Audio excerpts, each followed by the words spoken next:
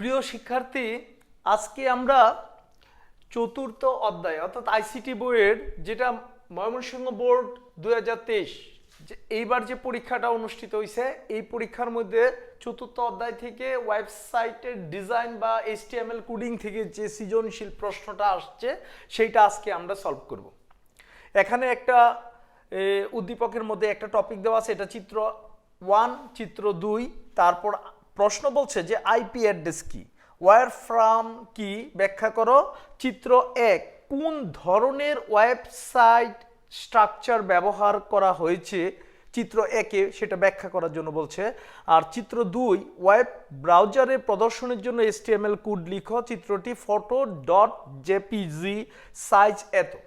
তাহলে আমরা একটা জিনিস বুঝতে পারলাম যে শুধু এইচটিএমএল কোডিং আসবে না, অর্থাৎ এখানে থিওরিটিক্যাল টার্ম বেশি। তাহলে আমাদেরকে অবশ্যই থিওরির প্রতি গুরুত্ব দিতে হবে। যেমন প্রথম প্রশ্নটা বলছে আইপি অ্যাড্রেস কি।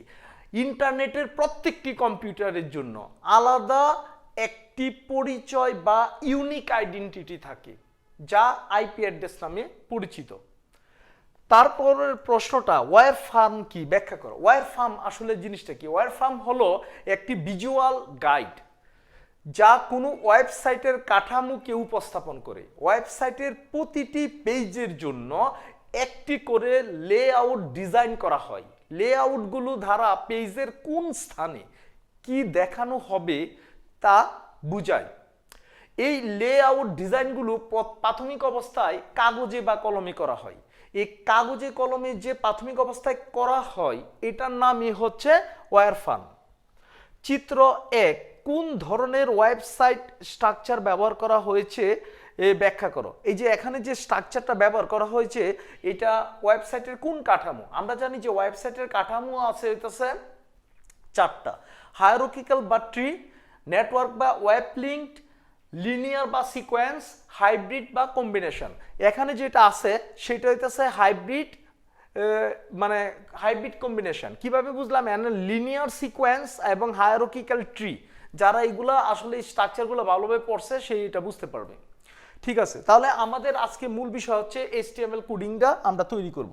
এই এইচটিএমএল কোডিংটা তৈরি করার জন্য দেখো, তাহলে সবগুলা মুছে ফেললাম, শুধু এটা রাখলাম এই স্ট্রাকচারটা। ওকে, তাহলে এইচটিএমএল কোডিং এর জন্য এখানে একটা টেবিল বর্ডার দেওয়া আছে। আমরা জানি প্রথমেই আমাদেরকে লিখতে হবে, কি লিখতে হবে?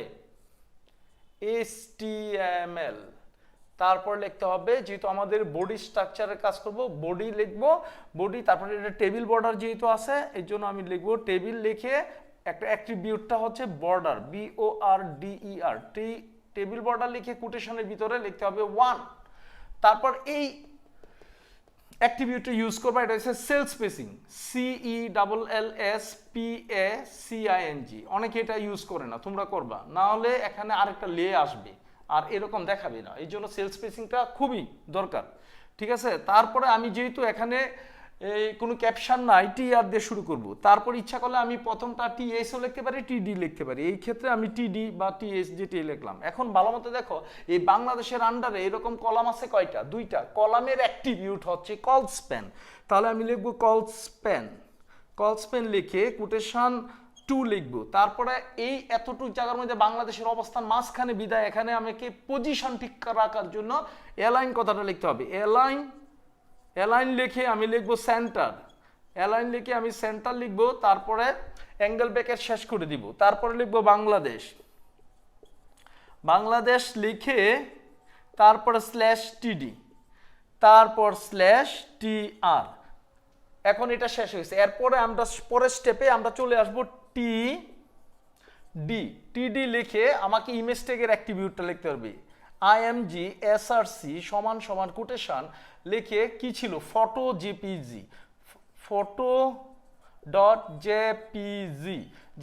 লিখে কোটেশন শেষ করে তারপরে সাইজের জন্য প্রথমটা হোয়াইট দিবি। হোয়াইট লিখে কোটেশন 100, তারপর হাইট লিখে কোটেশন 50 না 80 ছিল। তারপরে অ্যাঙ্গেল ব্র্যাকেট শেষ। তারপরে লিখবো /TD। এখন আমাকে /TR লেখা যাবে না, /TR লেখা যাবে না। আমাকে বাধ্য হয়ে এটা মুছতে হবে, ঠিক আছে।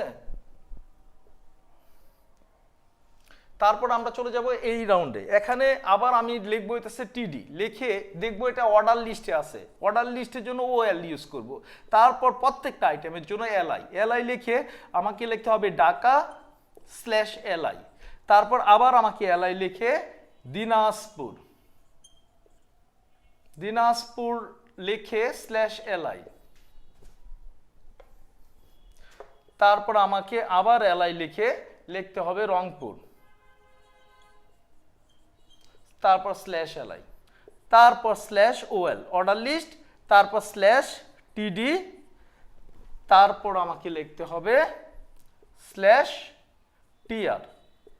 তারপর চলে যেতে হবে আমাকে এই টিআর এর মধ্যে।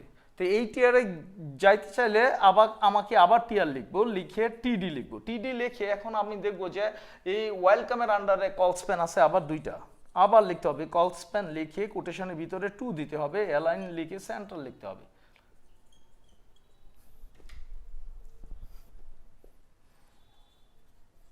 সেন্টার লিখে তারপর আবার ওয়েলকাম কথাটা লিখতে হবে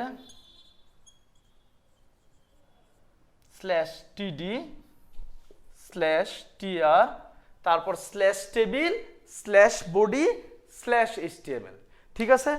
ওকে, খুব ইম্পর্টেন্ট প্রশ্নগুলা, ঠিক আছে। এগুলো ভালোভাবে সলভ করবা, খাতায় তুলে তুলে করবা, ঠিক আছে। ওকে, ভালো থাকো সবাই, ধন্যবাদ।